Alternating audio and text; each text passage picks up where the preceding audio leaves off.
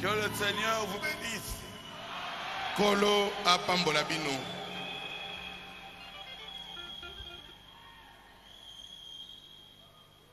Vous êtes des héros. Bino bozali bilombe.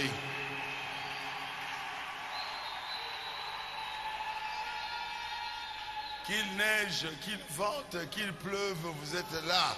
Mon pepe fula. Matanda lenoka, mbule noka. Bino bozanga kate. Vous êtes des héros. Bozali bilombe.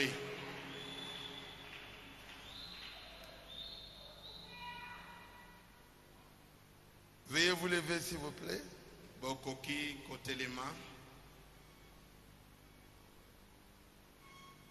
Et ouvrez vos Bibles dans Psaume 119. Fungola ba Bible na bino. Na nzembo mokama na zomi na libua.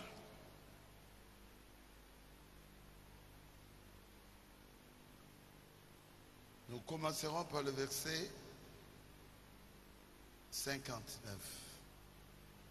Toko banda na nzela ya tukumitano na libua.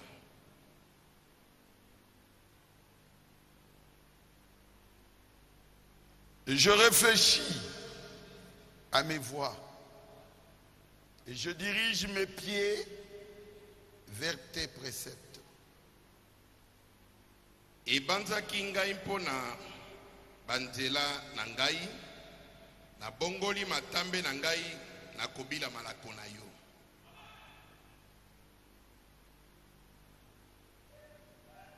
« 57. Ma part, ô Éternel, je le dis, c'est de garder tes paroles. Eh Yahweh, ozali likabo na ngai, nalobi ete nakotosa maloba na yo. 58. Je t'implore de tout mon cœur. Aie pitié de moi, selon ta promesse.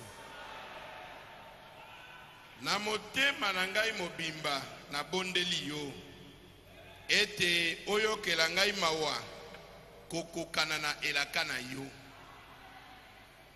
Prions. Tobondela. Dieu notre Père céleste, Nzambe tata na biso na likolo, nous venons à toi, Seigneur, touti epai na yo nkolo, pour implorer ta miséricorde. pona kosenga mawa na yo. Nous voulons changer, Seigneur, Tolingi tobongwana nkolo, pour entrer dans l'année qui vient, po toyeba kokota na mobu oyo ezali koya. 2018, Mobuko toyibale na zomi na mwambe, complètement changé. ete tozala mobimba ya kobongwana. Nous nous plaçons, Seigneur, dans tes mains, Tomitie na maboko na yo nkolo, comme l'argile dans la main du potier. lokola mabele kati na maboko na mosali na ntoki. Aide-nous à réfléchir avant de faire quelque chose. Sunga biso toyeba kobanza yambo ete tosala likambo moko. Merci, Seigneur. Totondi yo nkolo, Nous croyons que tu es ici avec nous. tondimi ete yo ozali awa elongo na biso. Car il est écrit là où deux ou trois sont réunis à mon nom, je suis au milieu d'eux. Po ete ekomami ete bisika babale tobasa tobasa ngai na kombo na ngai nazali na kati na bango. Que ton esprit vienne au milieu de nous. Tika ete molimo na yo eya na kati na biso. Que nous puissions nous unir et marcher avec toi. Tokoka kosangana elongo moko pe totambola nzela moko na yo. Nous te le demandons dans le nom de Jésus-Christ. Tosengi yo na kombo na Yesu Kristo. Amen. Amen. Veuillez vous asseoir. Bokoki kofanda. Je m'excuse pour le retard. Nasengi bolimbisi pona retard oyo. On était bloqué dans un embouteillage. Toalaki bloqué na embouteillage. À l'IPN, c'est terrible. na ipene kuna ezalaki matata. Mais Dieu a permis que nous puissions être là. Kasi nzambe apesi nzela tokoka kokoma awa. Nous lui disons merci. Tolobi na ye merci.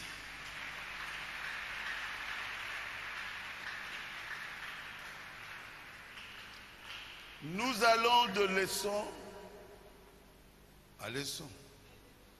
Tozali kotambola kolongwa na liteya moko koleka na liteya mosusu. J'avais prêché sur savoir dire merci.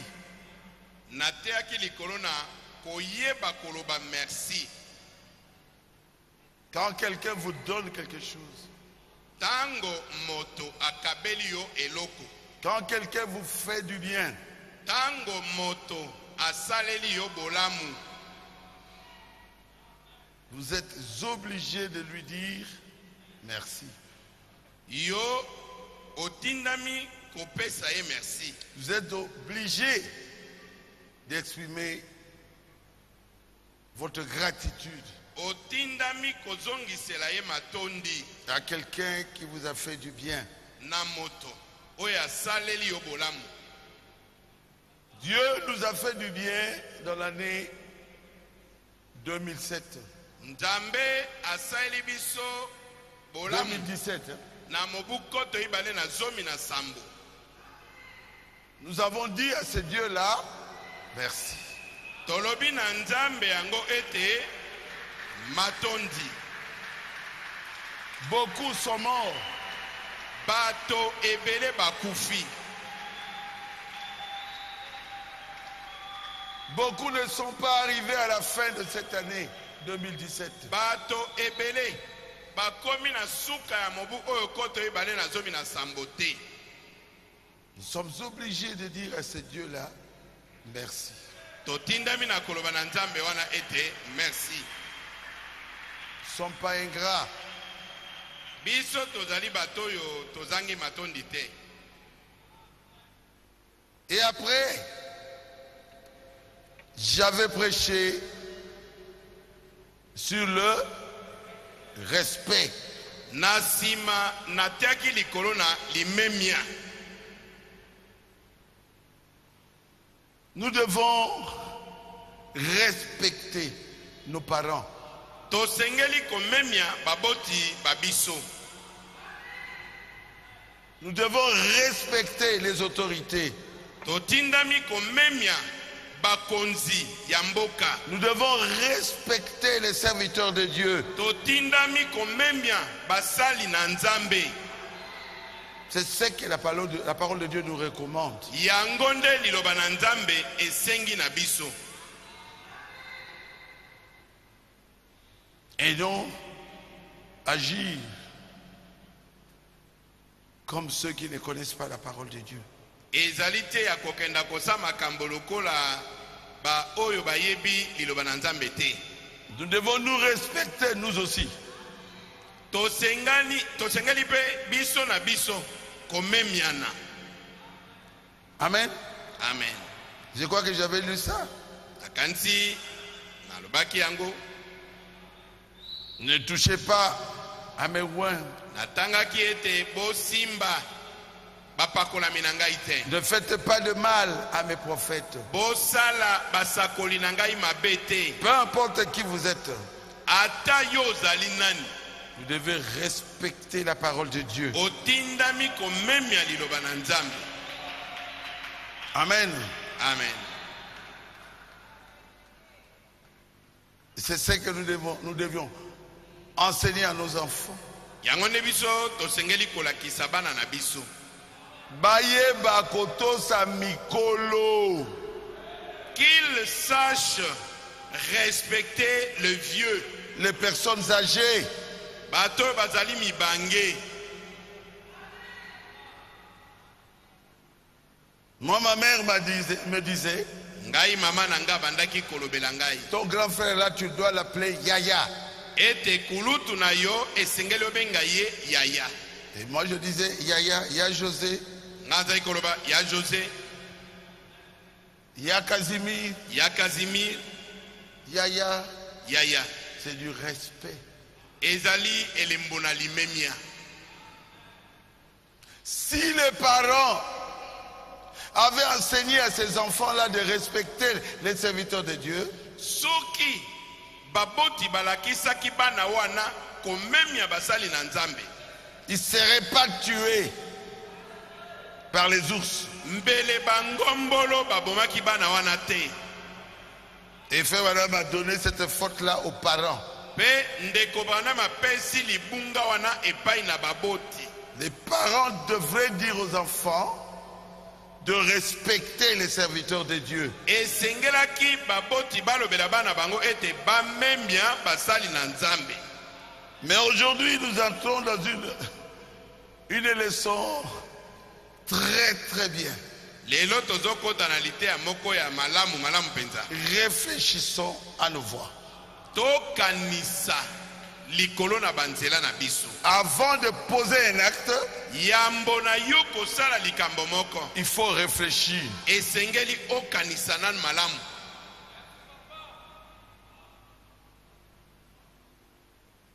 Mais l'homme a tendance à poser des actes et réfléchir après. Kasi mingi moto asalaka likambo bongo na simande abendani abandi kokanisa. Mais ici, notre leçon, Dieu nous dit de réfléchir. Kasi awa na litea na biso Nzambe alobi na biso ete tokanisa avant de poser un acte liboso ya kosala likambo, et de savoir que il y aura des conséquences qui suivront cet acte-là. Pe oyeba ete mbano ezali oye kopila likambo yo osali wana. Et souvent, quand les conséquences commencent à vous frapper, mbala mingi tango sikoyo mbano na makambo osalaki bandi kobeta yo, alors les gens commencent à réfléchir. Nde omona moto abandi kokanisa. Alors qu'ils sont déjà dans la détresse. Nzoka nde mawa esi ebeti ye. Ça se trouve dans l'homme. Wana eza lolenge ya moto. Il pose d'abord un acte. Omona sali liboso likambo. Et il réfléchit après. Na sima nde aye kobanza. Mais il faut réfléchir avant. Il faut réfléchir avant de poser l'acte.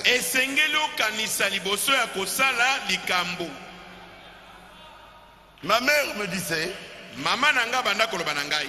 Mama Ongala Mwali. Mama Mwali Ongala me disait ceci. Azalaki koloba nangai boy. Likambo ezalango na Brazzaville. Le problème se trouve de l'autre côté à Brazzaville. Dangambo na mai. De l'autre côté de la rive. Yo bengi yango. Et toi tu appelles les problèmes. Likambo yakae. Oh, problème vient. Likambo yakae. Problème vient ici. Likambo ekosalani. Qu'est-ce que le problème va faire? Ekoya. Le problème va venir. C'est toi qui l'as appelé. Yonde obengi yango.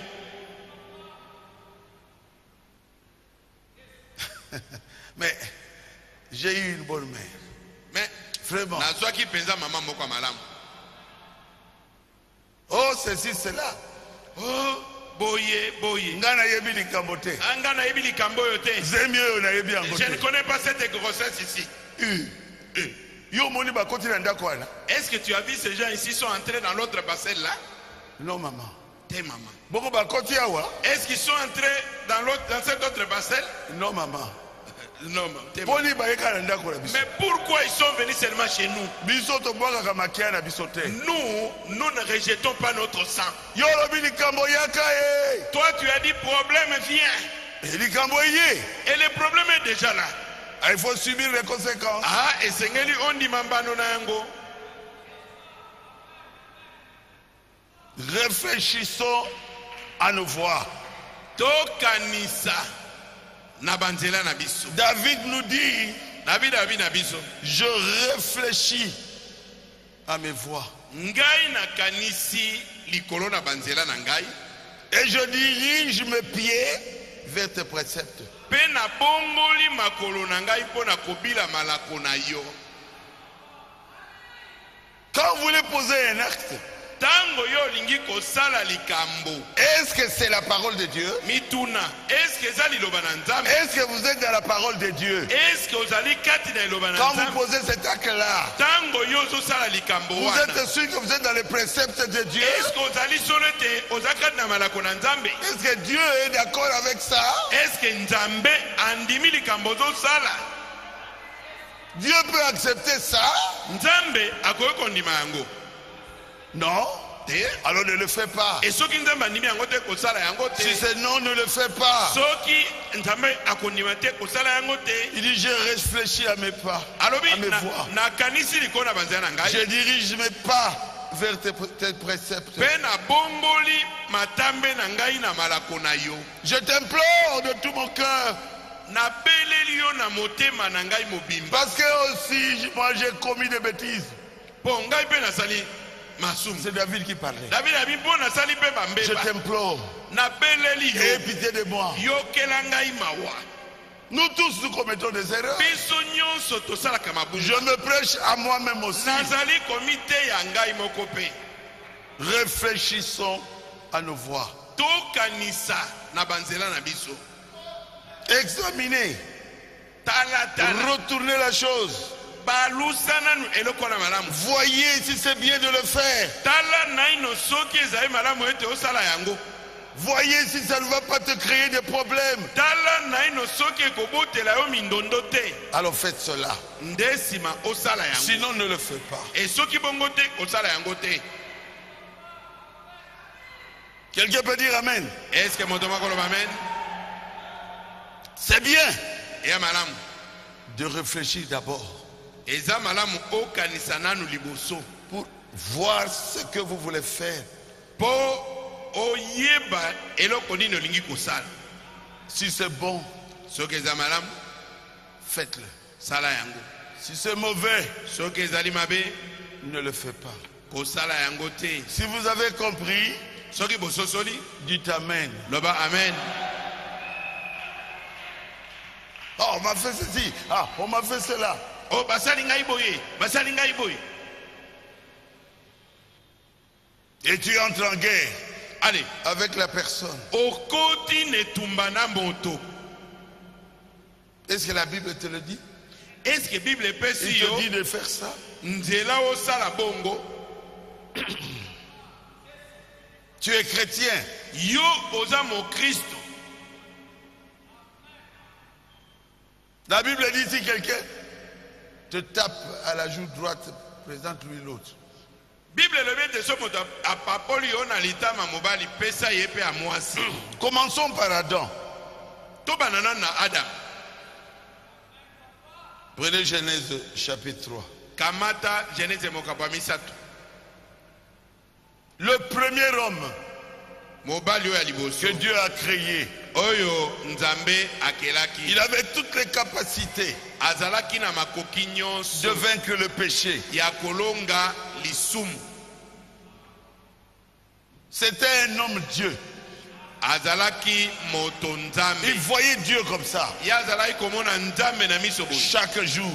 Mikolo nyonso. Et Dieu lui avait dit, Pe nzambe alobaki na ye. cet arbre ici, Ete nzete oyo. ne touche pas cet arbre. Kosimba yango te. L'arbre que tu vois ici, Nzete oyo moni oyo. le jour où tu en mangeras, Mokolo yo kolia yango. tu mourras certainement. Tembe ezali te kokufa. Mais Ève, sa femme, Kasi ewa mwasi na ye. l'arbre interdit l'a intéressé. Nzete oyo epekisamaki. Ye asepeli na yango. Quand quelque chose est mauvais, laissez ça. Tango eloko eza mabe tika yango kaka. Et il tournait, elle tournait autour de l'arbre. Mais pourquoi? Pourquoi on ne mange pas ce fruit? Ye akomaki kaka kobalukaka zonga na nzete wana. Abaluka bo azotala yango abi. Me nzete oyo mbumu kitoko botoliaka yango. Et la Bible dit le serpent l'a séduit. Pe Bible elobi ete nyoka akosi ye. Et il a mangé du fruit de cet arbre interdit. Pe alie mbuma na nzete wana oyo bapekisaki. Oh Jésus, aie pitié de nous.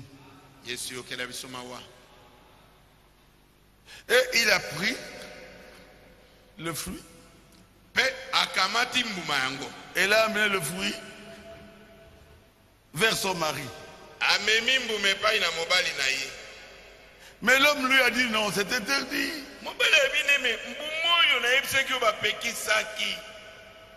Dieu nous a dit le jour où nous mangerons, nous allons mourir. Il dit j'ai mangé ce que je suis mort. D'ailleurs, j'ai maintenant beaucoup plus d'intelligence. Elle a convaincu son mari. Et lui aussi a mangé de ce fruit. Mobali pe akamati allié. Et le soir, pe na pokwa, Dieu vient. Ndabei. Parce que le pasteur, c'était Dieu. Po mokengeli anosamo na bango ezaki nzambe. Il a commencé à chanter là. Aye abandi kotina nzembo. Mais il n'y a personne dans l'église. Moto ya koyamba nzembo na losambo azate. Oh. Oh. Mais où sont partis les membres de mon église? Mais bandimi ya losambo na ngai bakei wapi? Nous avons entendu ta voix. Balobi otoyoki mongongo na yo. Et nous avons fui. Petokimi. Pourquoi vous avez fui? Bokimi pona nini? Quand vous commettez une bêtise, tango yo sali bosoto. Ta propre conscience te condamne. Lisoso li na yo moko ekokweisa yo. Même si tu te couvres comme n'importe comment. Ata omi bombi ndenge nini omi finiki bambulaketi ya ndenge nini. Nous sommes nus. Tozali molungu. Ta propre conscience te dit que tu as mal agi. Lisoso li na yo moko ekoloba no ete osali mabe. Ah? Vous êtes nus? Bozali bolumbu. Qui vous a appris que vous êtes nus? Nani alakisi bino koyeba ete boza bolumbu? Qui vous a enlevé les habits? Nani alongoli bino bilamba? Genèse 3. Genèse mokaba misato. Ah, la femme que tu m'as donnée. Oh, moi soyo pesi ngai. Ah, tu revois ça à la femme? Ah. Yo komi ko pesi wana mwasi? Et c'est toi tu n'as pas mangé? Est-ce que yo liembu mangote? La femme que tu m'as donnée. Oh, mwasi yo pesi ngai. La punition tombe. Mbala moko etumbo ekwei. Il dit,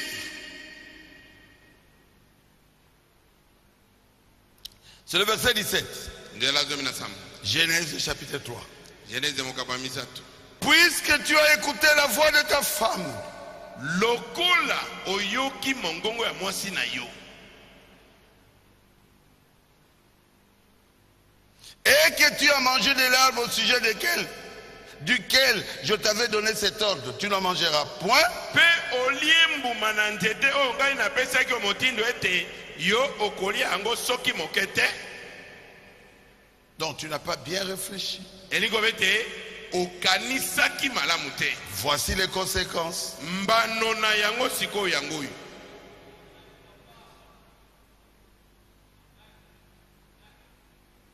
Je descends à 18. Même 19. C'est à la sueur de ton visage que tu mangeras du pain.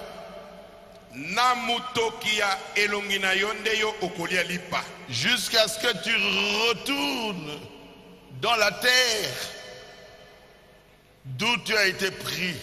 Kino okozonga na mabele epai wapi okamatamaki. Car tu es poussière. Et tu retourneras dans la poussière. Un acte posé. La conséquence, la mort. Quand vous voyez un corbillard passer, c'est parce que notre père Adam n'avait pas réfléchi avant de poser son acte.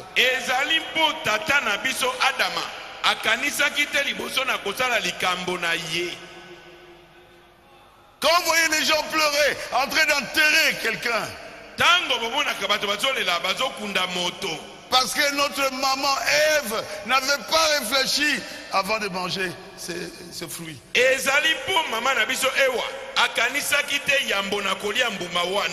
cela est tombé sur sa progéniture que nous sommes.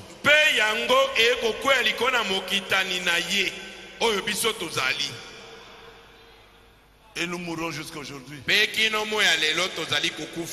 Parce que nos parents avaient posé un acte interdit par Dieu.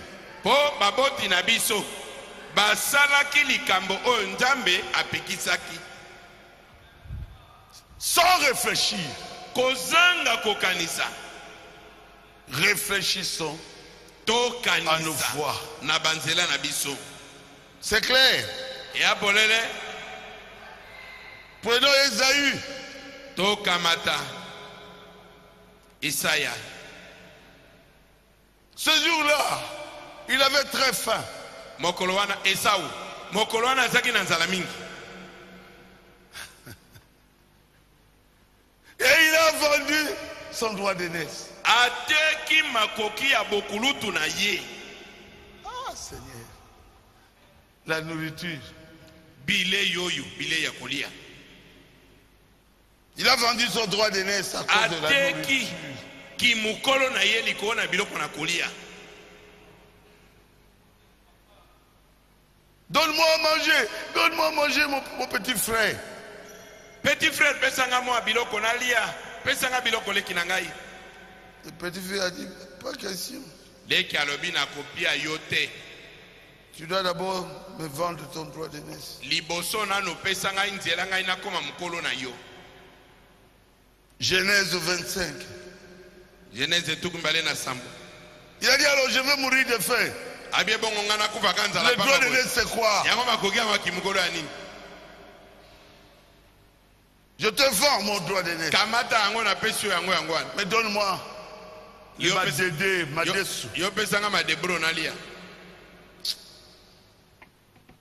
Et il a mangé. Lui il pensait que ça va se passer comme ça. Mais un jour, son jeune frère Jacob va réellement recevoir les bénédictions de l'aîné. Il faut voir combien il était fâché, comment il pleurait. Il n'avait pas réfléchi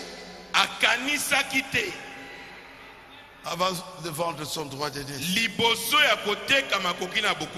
Genèse 25. Verset 29. Comme Jacob faisait cuire un potage,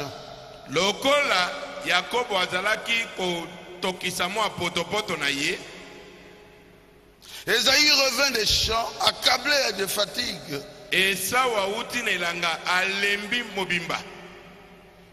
Esaïe dit à Jacob, laisse-moi, je te prie, manger de ce roux.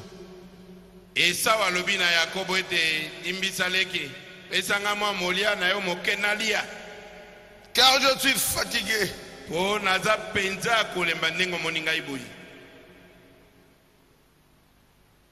31. Jacob dit, vends-moi aujourd'hui ton droit d'aînesse.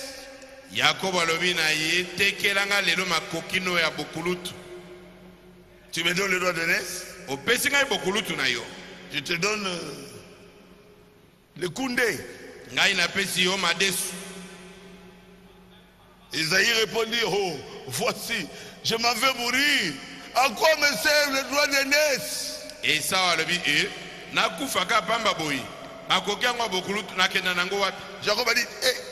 Jacob a dit, jure. Jure-moi d'abord. Il lui jura. Et il vendit son droit d'aînesse à Jacob. Alors Jacob donna à Esaü du pain et du potage de lentilles. Et une boisson là, Mais là, on l'est bien, on me dit. Ngai na sila suite 3DNS. Na moi masanga moko babi kamata yango soko otondi omeli moi masango yo. Lui, il ne voyait pas la valeur du droit d'aînesse. Esau ayebaki makoki e motuya ya makoki abokulu tout. Perdez tout, mais ne perdez pas le Saint-Esprit. Bandeko bungisa nyonso kasi ko bungisa molimo santu te. Le Saint-Esprit a de la valeur. Molimo santu azana motuya. Amen. Amen. Amen. Amen. Mais un jour, kasi mokolo moko la maman est entrée dans le complot. Mama pe amikotisi na moi likitawan. Et finalement, Isaac va bénir qui? Jacob. Et suka na suka Isaka apamboli Yakobo.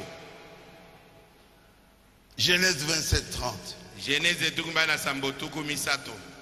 Isaac avait fini de bénir Jacob.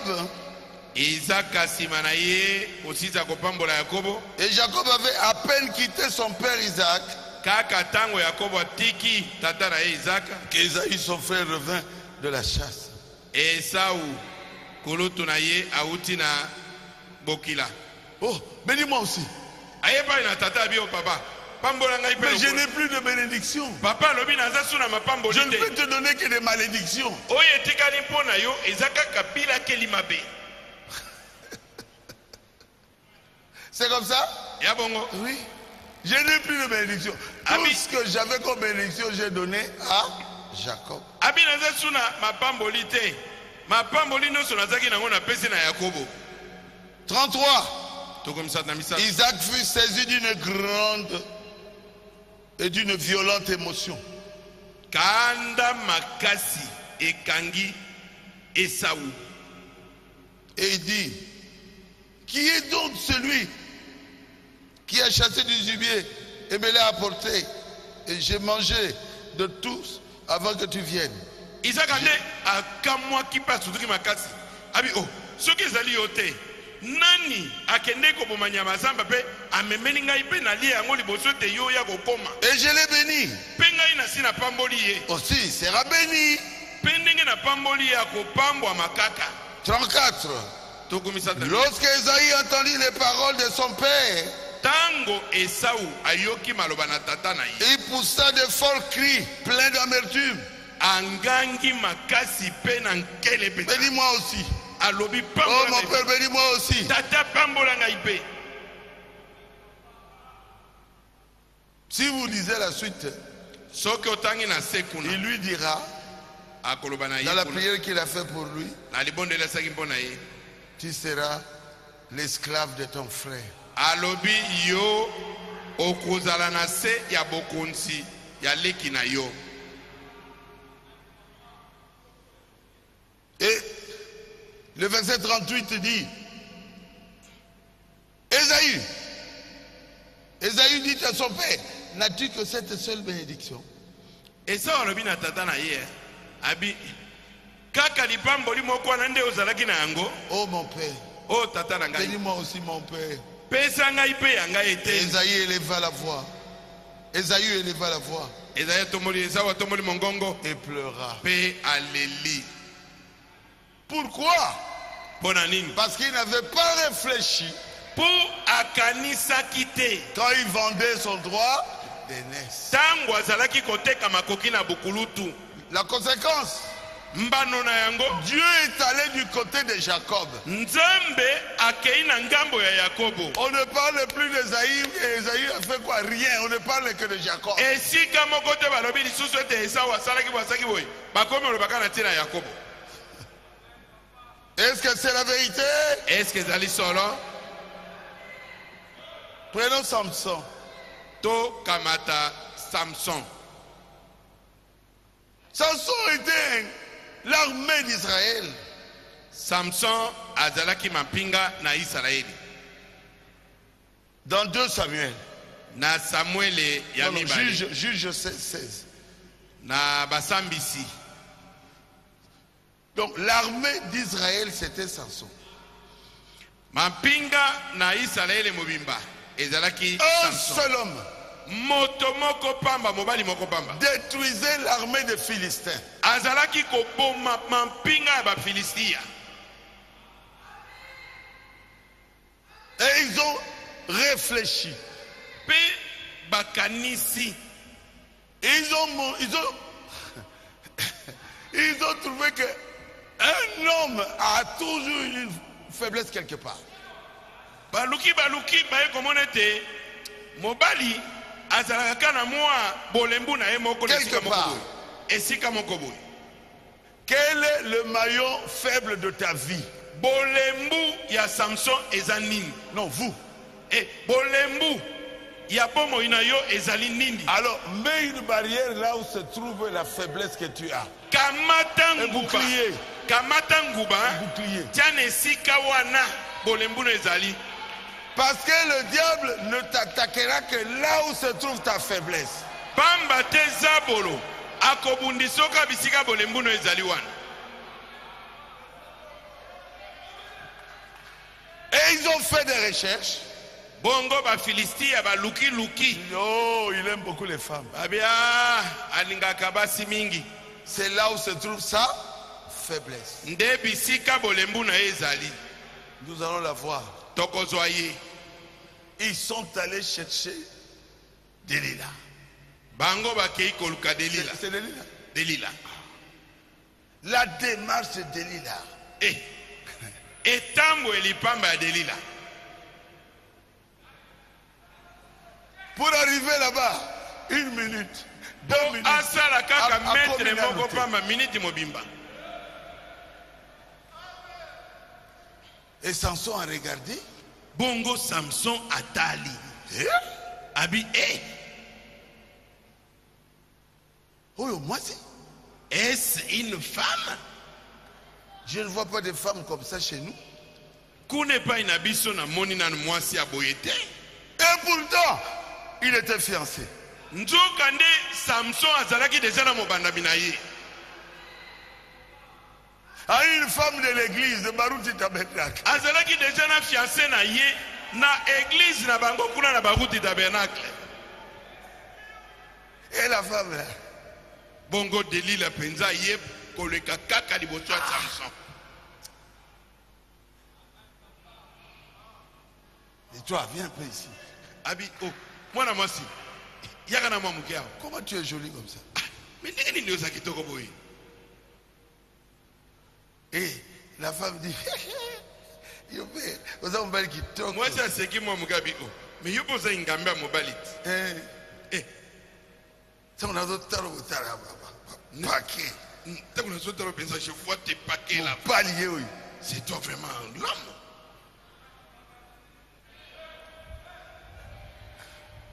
Il ne savait pas qu'il y avait un complot derrière. Samson ayeba kiteke na sekuna. Moi complot moko ezalaki. C'est pour détruire Samson. Ezalaki pona koboma Samson. Pour le tuer. Pona koboma ye. Pour le faire souffrir. Pona konyokola ye. Pour enlever le Saint-Esprit qui était en lui. Pona kolongola molimo santo ezaki kati na ye.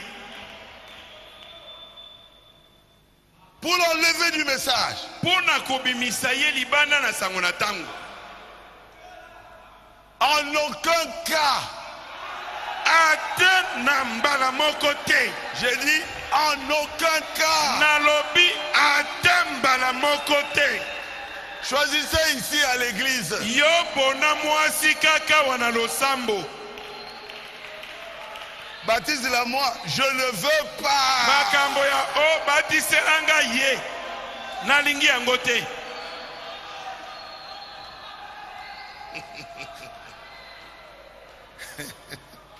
Azuye. Delila tali Delila wi antunganga na kozwa kaka ye pasteur atolobi ndenge nini nalingi kaka ye. Moi tiens moi. Ce genre de femme. Oyo bumbut.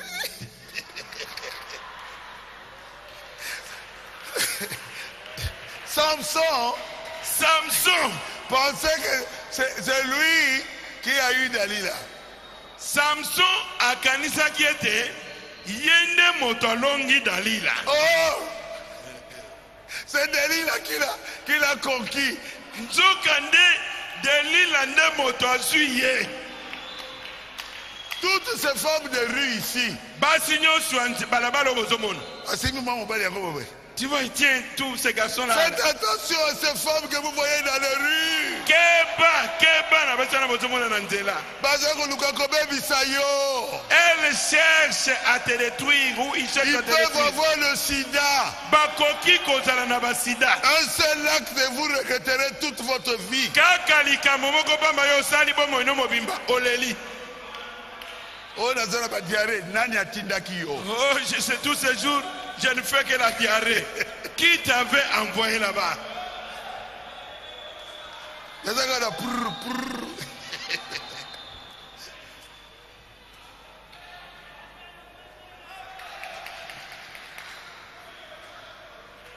Et puis Samson lui aussi. Bon, Samson yepeli susu. Donne-moi le secret. Pesanga secret. Donne-moi le secret. Yebisanga secret na yo. Comment?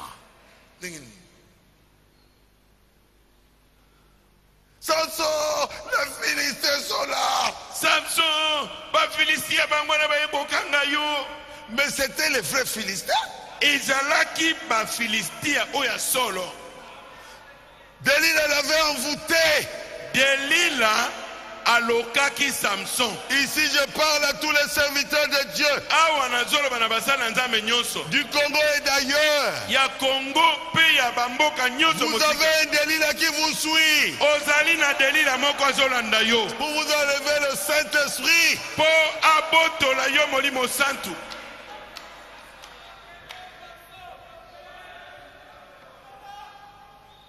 Ah.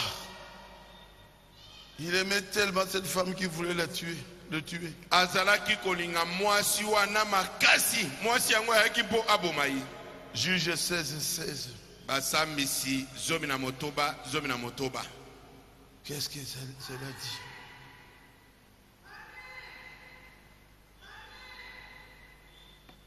Ah. Il lui a ouvert son cœur. Samson afungweli motema na ye. Comme il était chaque jour tourmenté, à l'importuner par ses instances, son âme s'est patientée à mort. Il lui ouvrit son cœur et lui dit: le rasoir n'a point passé sur ma tête.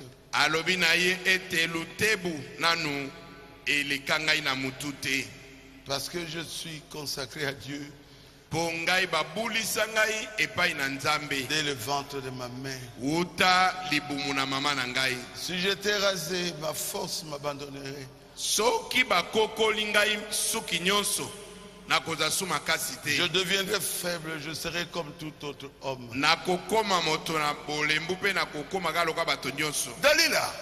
Dalila, voyant qu'il lui avait ouvert le cœur, en voyant appeler les princes de Philistins, montez, je l'ai eu. Et il a commencé le striptease.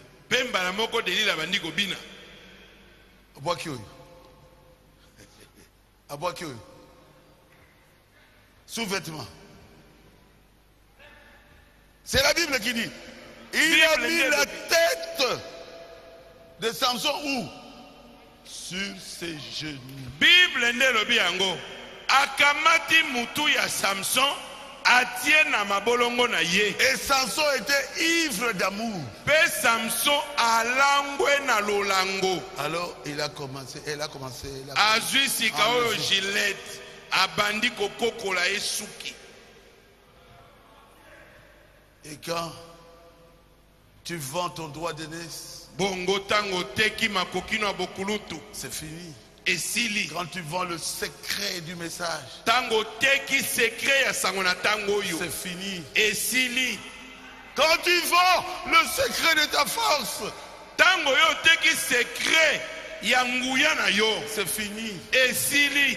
Un prédicateur motei qui est devenu coureur de jupons oyo akomi ndumba peut prier même 1 million de fois sur quelqu'un, il ne sera pas guéri. akoki kobondela ta million de fois likolo na moto yango akobika te. Pourquoi? Mpona nini? Sa conscience lui condamne. Po lisusu li na ye ezali kokweyisa ye. Ta propre conscience te dit que toi, tu dois demander d'abord pardon. Lisusu li na yo moko ekoloba na yo ete senga nanu bolimbisi. À Dieu, à ta femme, à ton église. Tu ne mérites même pas de prier pour un malade. Vous connaissez l'histoire de Frère Branham. Quand il a dit à son épouse, ça trouve dans cette prédication. Il dit à ces gens-là, je ne suis pas là. Quand on a amené un malade, il voulait prier. Mais tu viens de mentir au téléphone. C'est pas ta femme qui a menti. C'est toi qui lui avais dit de dire que tu n'es pas là. Il est allé voir ces gens et il a demandé pardon. J'étais à la maison quand vous avez appelé. Mes frères, quand vous agissez mal, c'est votre conscience qui premièrement vous condamnera. Et Dieu va vous abandonner. Et Dieu avait déjà abandonné Samson. Et lui ne savait pas. Il pensait que Dieu, même quand vous faites quelque chose que lui ne veut pas, il est toujours avec vous. Non. Samson, les Philistins sont sur toi. Il s'est levé. Il voulait se battre. On l'a attrapé comme n'importe quel homme.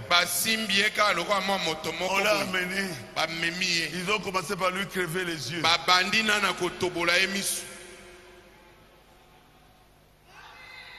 Même s'il les avait tués. Mais un prophète qui ne voit pas, qui est aveugle, comment il va servir Dieu? C'était difficile. Et il est mort. Réfléchissons sur nos voies. On peut répéter ça ensemble. Réfléchissons à nos voies. Amen. Acclamez très fort le Seigneur.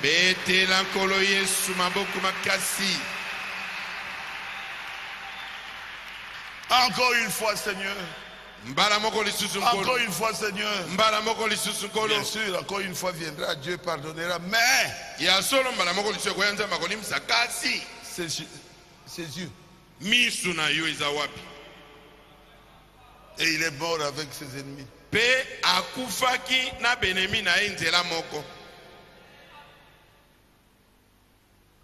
Prenons David.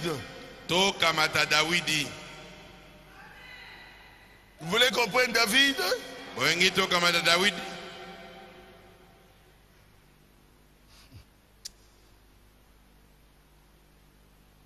Il y a une Batseba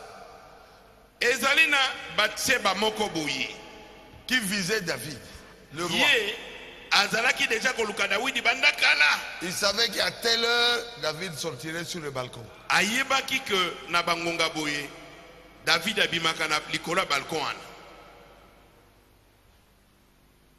17h. 17h30. David était là sur le balcon. Et Batseba commence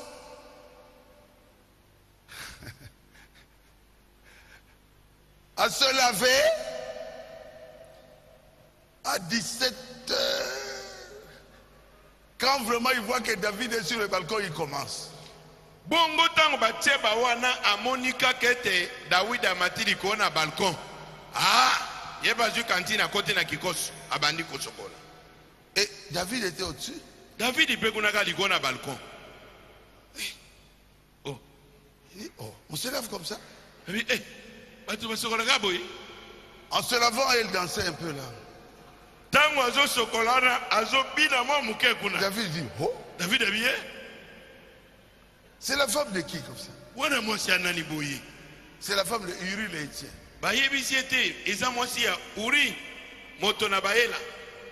Mais Uri ne mérite pas une belle femme comme ça. Une femme jolie comme ça, c'est pour nous les rois. Et quand David arrive, la femme vient là. Complètement nu. Il prend juste un peu d'eau. David envoie petit nez à confiance. Amène-moi cette femme. David a béni moi petit na biti ndabi petit. Kenda kolukela ngai mwasi wana ayao. Et finalement, suka na suka, la femme était rendue grosse. Mwasi akumbaki zemi de David. Zemi ya David. Bien-aimés, faites attention avec ce que vos yeux voient. Balingami boke bana omiso na bino ezakotala. Mais il ne pouvait pas se marier avec une femme mariée. Kasi akokaki kobalana na mwasi abato alibala te. C'est interdit. Epekisami. Il fallait que Uri l'Éthienne meure. Et sengalaki Uri moela wana akufa. Il a envoyé au front. Atindi ye na ndelo na bitumba. Non. Non. L'homme était vaillant soldat. Il revenait toujours vivant. Mobali wana zaki benza elombe. Akokene bitumba. Azokufa te. Azozongaka. Appelez-le. Abibo bobe ozongisa ye na mboka. Il lui a donné la bière et tout ça. Je ne sais pas quelle boisson, le vin. Apesi ye benza pe alangwisi ye. Il va vers ta femme. Abi obundi maramu penza kenda. Kenda nanu siko kozana mwasi na. Non. Israël est en guerre. Uri alobi jamais. Je ne peux pas aller vers ma femme. Israël bazobunda bitumba. Ngai nala lesika moko na mwasi na ngai te. Il appelle le général. Abengi général na ye. Chaye penzane tumba wana masasa liboso eboma boye. Abi motoyo chaye kuna lokole éclaireur azaka liboso. Tango ba betika ka liboso ezoka ye. Et il était mort. Pe Uri akufaki. Et le prophète vient vers lui. Bongo na sima mosakoli aye liboso na David. Le prophète connaît les choses. Basakoli bayebaka makambo. Ne jouez pas avec le prophète.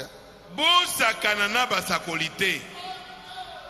Ils connaissent les choses. Bayebi makambo.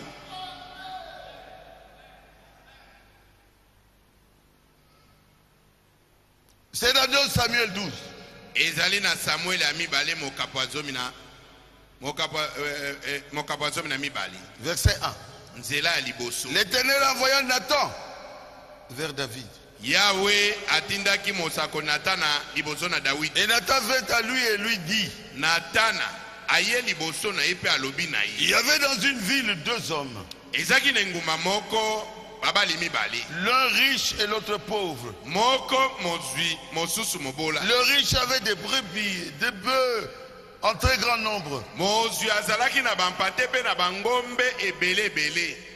Le pauvre n'avait rien du tout qu'une petite brebis. Mobola azalaki penza na eloko te kaka mpate na ye moko pamba. Qu'il avait attaché. Pe akangaki mpate ne wana na singa. Il la nourrissait. Azalaki koleisa ye. Et elle grandissait chez lui avec ses enfants. Pe mpate wana bane kokola na lopango na ye sika moko na bana. Et elle mangeait de son pain, buvait dans sa coupe. Azalaki kolia na lipa na epe komela na vinyo na kopo na ye. Dormait sur son sein. Azalaki kolala na tolo na ye. Et il la regardait comme sa fille. Pe azalaki kobatela yango lokola penza mwana ne amwasi. Un voyageur arriva chez l'homme riche. Bongo moto na mobembo moko akomeli mozwi na ndako. Et le riche n'a pas voulu toucher à ses brebis ou à ses bœufs. Pour préparer un repas aux voyageurs qui étaient venus chez lui. Il a pris la brebis du pauvre.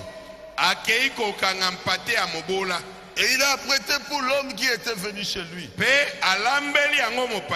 La colère de David s'enflamma violemment contre cet homme. Et il dit à Nathan, l'Éternel est vivant. L'homme qui a fait cela mérite la mort. Verset 7. Nathan dit à David, mais tu es cet homme-là.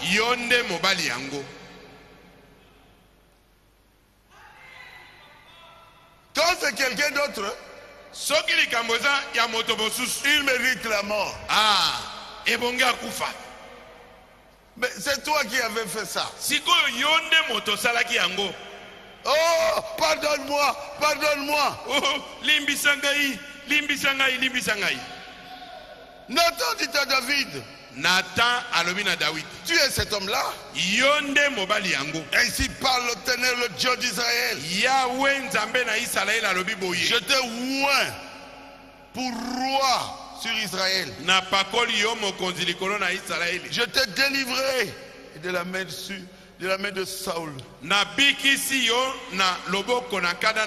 t'ai mis en possession de la maison de ton maître. J'ai placé dans ton sein les femmes de ton maître. Je t'ai donné la maison d'Israël et de Juda. Et si cela avait été peu, j'aurais encore ajouté. Pourquoi donc as-tu méprisé la parole de l'Éternel en faisant ce qui est mal à ses yeux?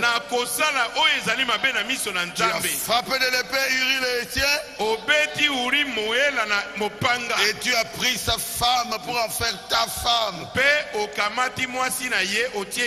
Et lui tu l'as tué par l'épée des fils d'Ammon. Maintenant voici les conséquences. Maintenant l'épée ne s'éloignera jamais de ta maison.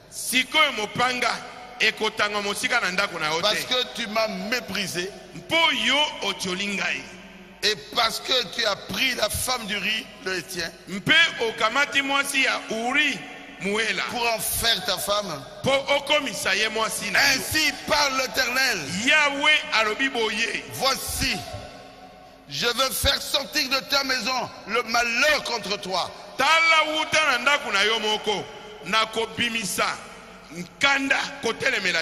Et je vais prendre sous tes yeux tes propres femmes.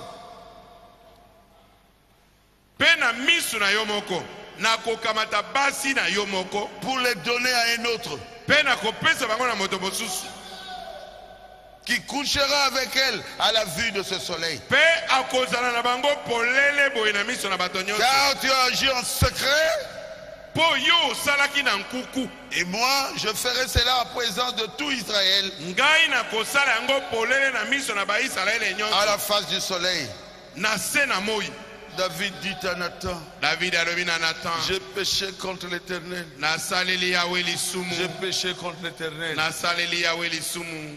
Il fallait réfléchir avant de poser cet acte-là. Est-ce que vous avez compris? Réfléchissons à nos voix. Qui nous pouvons prendre encore ici? Judas.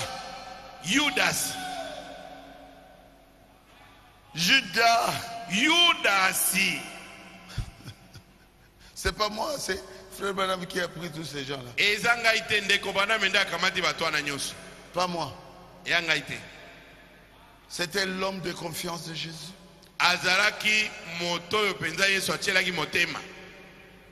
Et il lui a donné C'est quoi? La caisse, hein? La trésorerie. Akamati penza sanduku ya mosolo. Apesi ya sim. Et Judas était tout le temps avec lui.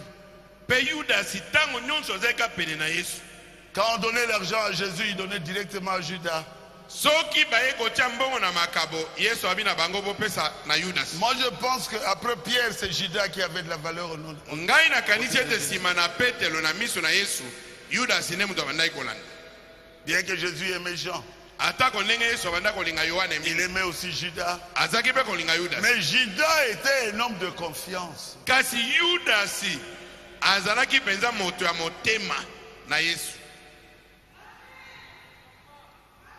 C'est vrai? Et là solo. Mais je ne sais pas qu'est-ce qu'il avait pris. Mais na yebite nini yango esimbaki. Marc 14, 10. Malako zomi na mine izomi.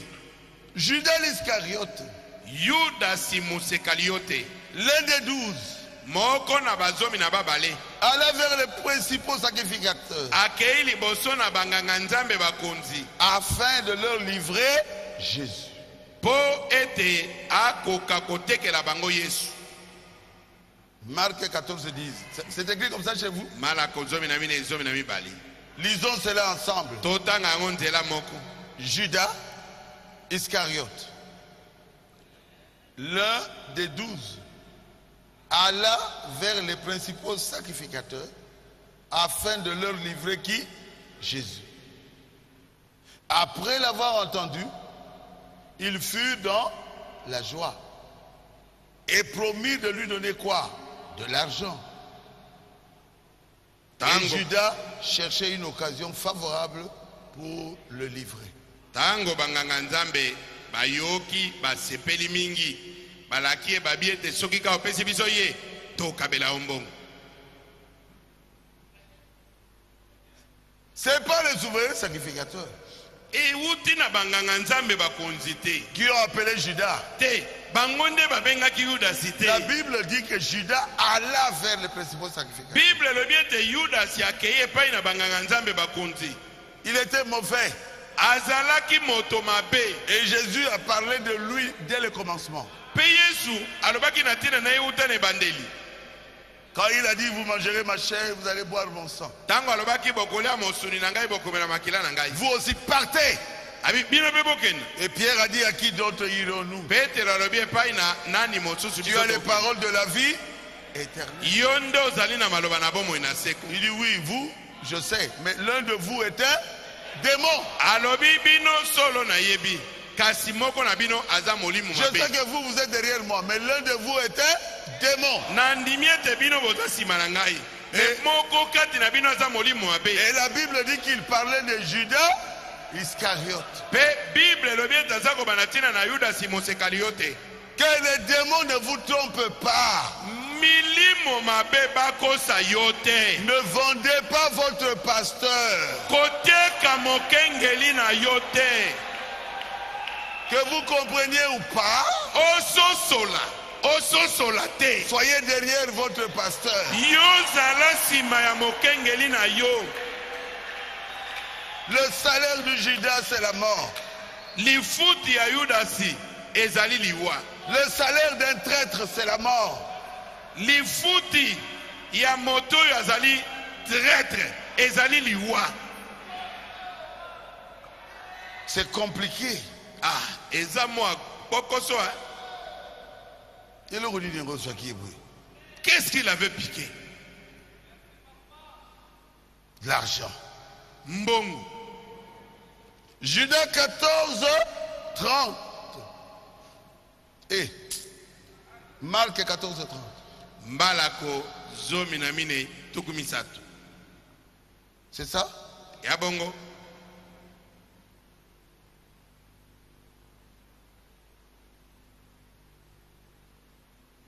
Non, non, je suis sorti. Tenabimi. Je voudrais... Ah, Marc 14, 10. Judas a dit, après, quand Jésus était tué, il a dit, j'ai fait quoi? vendu le sang innocent. Ça se trouve où? Tango Yesu asibamaki Yuda sabiete na teki makila ya moto yebi likambo atamokoti. Mais avant, kasi liboso. mais pourquoi il n'avait pas réfléchi comme ça? Pona nina kanisa ki bongo liboso te. Vous avez compris? Boso soli yango. Ah oui. Matthieu 27. Matai tukumbale na sambo. Il a versé le sang innocent. Mais pourquoi il n'a pas dit ça avant? Asopi makila ya moto yo asali mabe atamokote. Pwani na lobaki yango bongo liboso te. Il faut réfléchir avant de poser un acte. Esengeli okanisa liboso ya kosala likambo. Oh, je suis content quand je prêche cette prédication. Nazo sepela mingi penza tango nazo te alite ya oni.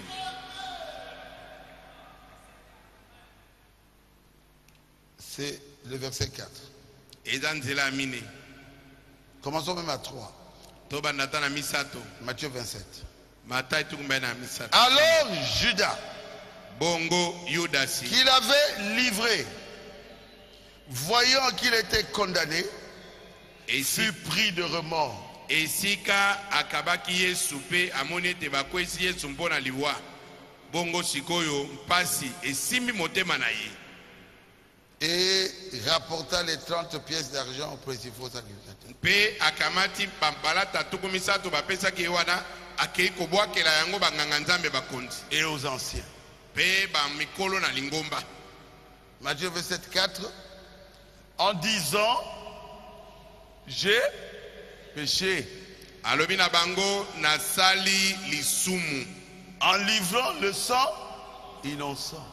Nakabi makila ya motoyo asali mbeba tamokote. Il devait réfléchir avant Esengelaki akalisa liboso. de poser cet acte-là. Liboso ya kosali kambo wana. Il savait que Jésus était innocent. Yi ayebaki ete Yesu asalaki mbeba tamokote. Mais il a livré Jésus Kasi akei koteka Yesu. au souverain sacrificateur. Epai na banganga nzambe bakonzi. Mais c'était trop tard. Nzoka nengonga eselekaki. Réfléchissons à nouveau. Tokanisa likolo na banzaya na biso. Et puis Judas, qu'est-ce qu'il a fait? Sima Yuda asazaki nini? Jeta les pièces d'argent Abwaki bampalata wana tuku misato. dans le temple, Abwaki yango na tempelo. se retira Abendani akei. et alla se pendre. Akei komi jembika na singa. Il y avait 4 personnes pendues.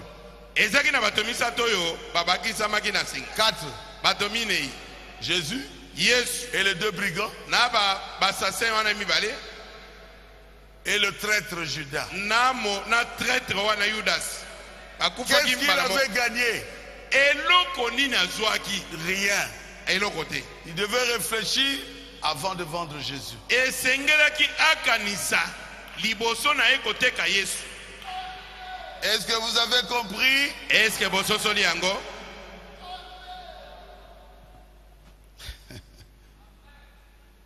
Après c'est qui? Sima tokozwa nani? Pierre. Petelo. Dieu lui a dit, Jésus lui a dit, toi tu vas me renier aujourd'hui 3 fois. Yesu abi na ye okuwanga na nga lelo mba misato. Mais il était prévenu Basi bakebisaki ye avant que le coq ne chante. yambo ete soso elela. Et un homme lui a dit, non, non, non, non, un sacrificateur, le scribe. Il dit, non, c'est toi. Il dit, je jure, je ne connais pas ce Jésus. Mobali mo walibi me yo tomoni oza moko na bango. Yabi ngai te. Yesu ana bozoba na yebi ete. Et une femme regarde et dit, oh toi, tu étais avec Jésus, moi je t'avais vu. Moi si moko tala yabi oh yo penza na yebi yote. Yo seki penza pembeni na Yesu. Je jure, je ne connais pas Jésus. Abi na bino na yebi ete. Pierre, Petelo, le premier des apôtres, ntoma oyo ya yambo Un homme qui passait par là dit, oh, Azakolo Bapamba, Madame Vandanayo. C'est un branamiste. Ozano a raison. Regarde comment il s'est vêtu là, regarde sa façon. Azaka kabranamiste. Oh, moi je ne le connais pas. Je ne connais pas Jésus. Otenga makambo branamona na ebite makambo Yesu na ebite. Mbaramoko soso aleli.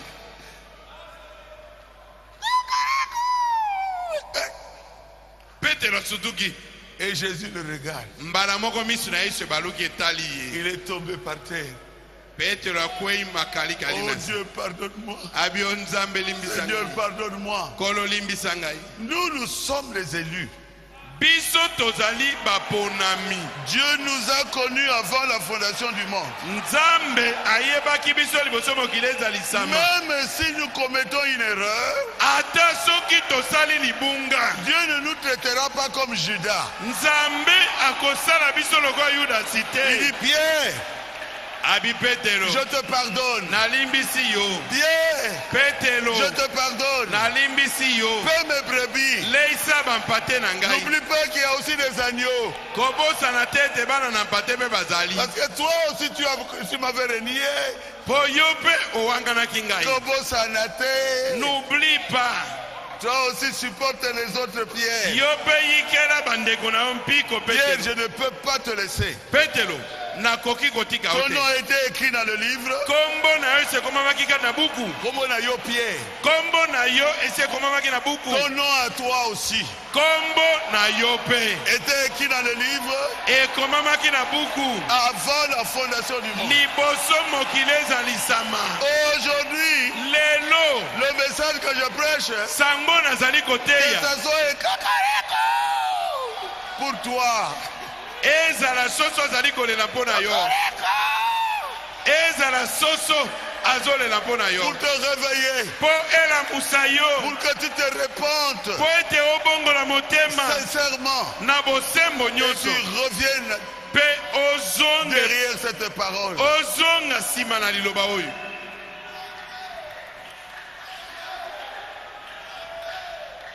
Alléluia. Amen. Je vais lire quelques citations de Frère Branham. Nakotanga biteni na sango ya ndeko Branham.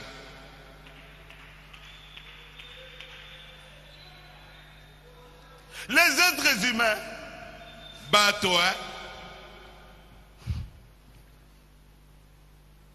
ne veulent pas reconnaître, admettre quand ils sont dans l'erreur.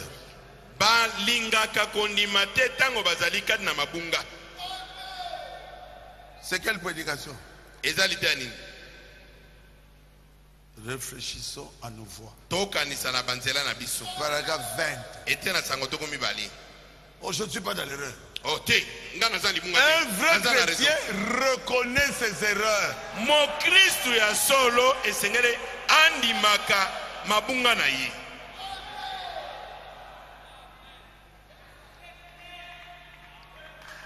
Il y a sans doute des femmes, des hommes qui sont dans la salle ce soir.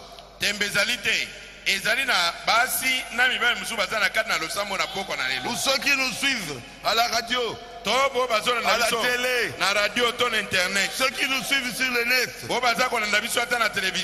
qui ne sont pas en ordre avec Dieu. Ne voulez-vous pas l'admettre?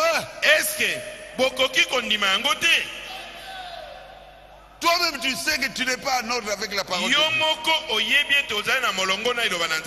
Ndima, accepte cela. Et vous couvrez la chose en allant à l'église. Quand les gens vous regardent, ils disent c'est un chrétien. Et tu aimes les prières, quand tu pries, on dit tu es chrétien. Mais tu n'es pas en ordre avec Dieu. Tu dois naître de nouveau et devenir un fils ou une fille de Dieu. Voilà ce que Dieu exige. Mettez-vous en ordre avec lui.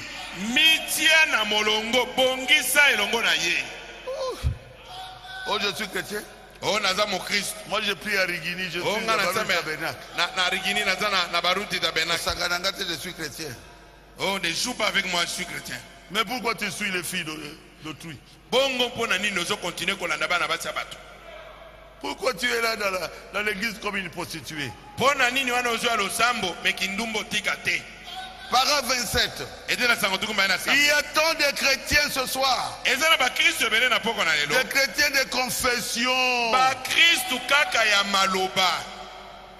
Ce n'est pas des chrétiens. Ils ont de la tromperie. Mais ils confessent être des chrétiens. Si tu meurs, tu iras en enfer. Si les chrétiens réfléchissaient à leur voix et que cela les poussait à prier et à se repentir, les choses changeraient dans l'église. Il y a division, problème. Nous avons des chrétiens qui ne réfléchissent pas à leur voix. Et le monde serait différent. L'église serait différente. Les gens seraient différents. Frère, qu'est-ce que vous attendez? Paragraphe 30. Aujourd'hui, c'est le temps du chant du coq.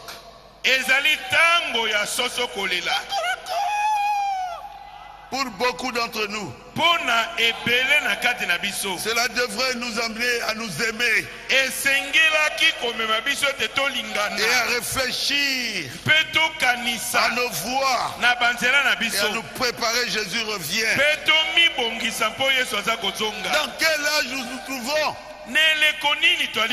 C'est l'âge de l'amour fraternel. Division, problème. C'est parce que nous ne réfléchissons pas à nos voix. Paragraphe 31. Si beaucoup de gens ici et ceux qui nous suivent ce soir n'ont pas trompé leurs voisins, donc vous êtes chrétien, vous êtes aussi escroc, et vous trompez les voisins. Juste un tout petit peu. Et s'ils n'ont pas réalisé une petite transaction malhonnête,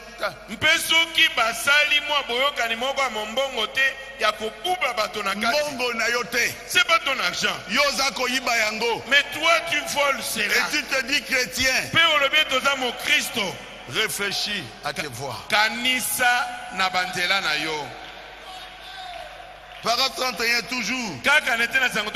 Beaucoup d'entre vous retiennent la part de Dieu. La part de Dieu, c'est la dîme. C'est pour ça leurs affaires ne marchent plus. Mais ils dépensent dans des boîtes de nuit pour les femmes. Alors que ceux-là, ils dépensent pour les whisky.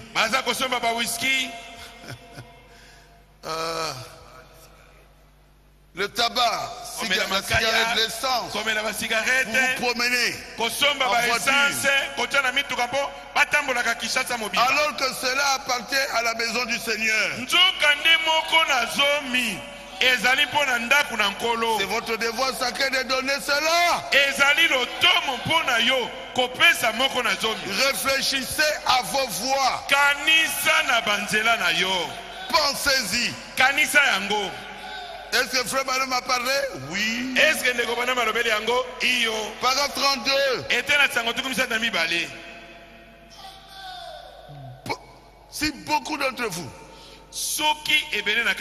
vous n'êtes pas en train de réfléchir à vos voix, aux choses que vous êtes en train de faire et à celles que vous n'avez pas faites, des projets, Nakoya, je viendrai te voir, je viendrai faire ceci.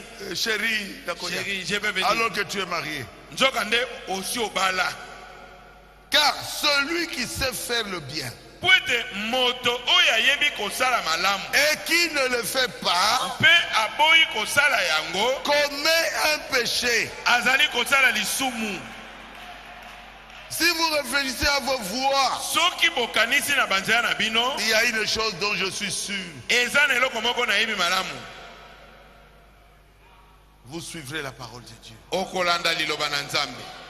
Est-ce que frère Branham a prêché comme moi? Oui. Est-ce que ndeko bana matei lokola ngai? Iyo. Oui. Iyo. Oui.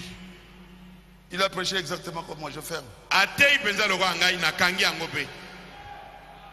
Et je parle de nous autres ici. Pe nazoloba na tina na biso siko yawo. Division, Kokabwana. critique, Kotongana. haine. Koyinana. Les femmes qui avortent. Basi kosopa bazemi. Dieu n'aime pas cela. Nzambe alingi yango te. La prostitution.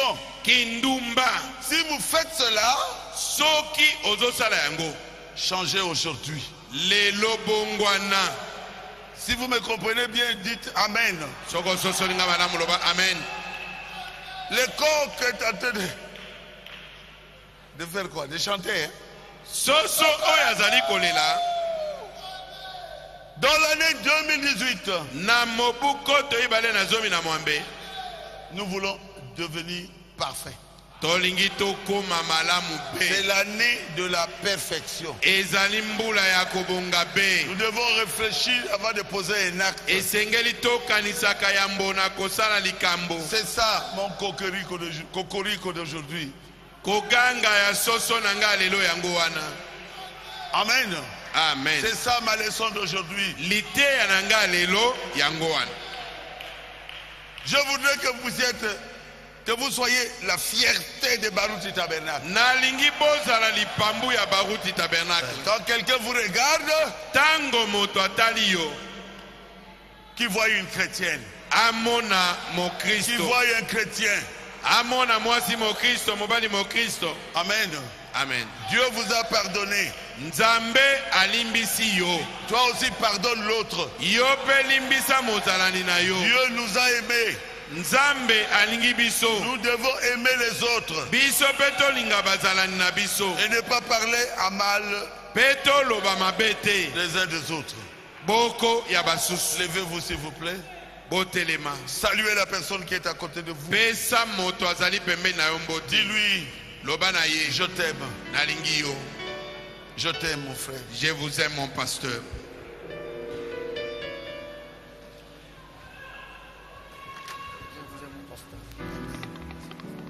La fille là, le cantique de l'Ifoko. Comment?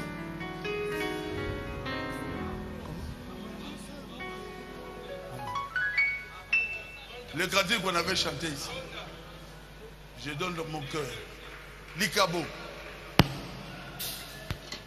Likabo. Likabo. Je me donne à Jésus.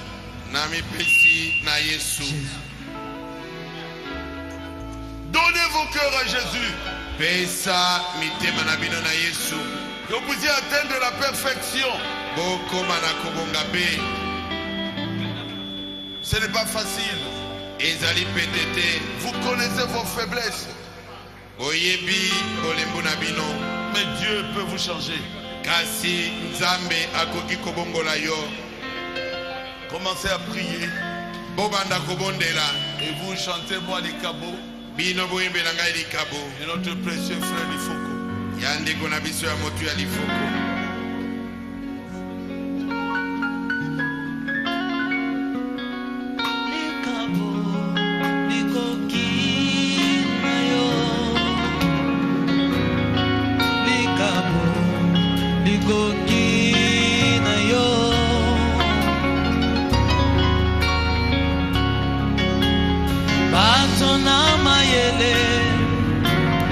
Amemela kiyo ma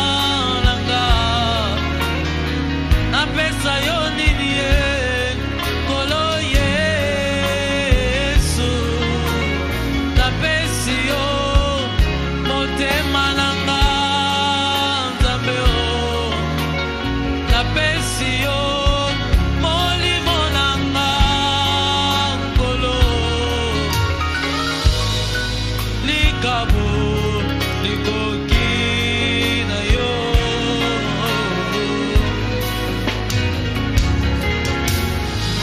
Samsona akweyaki po ete apesaki yo mobele nzoto na ye. Yesu mpe motema apesaki na moto mosusu e. Kala pe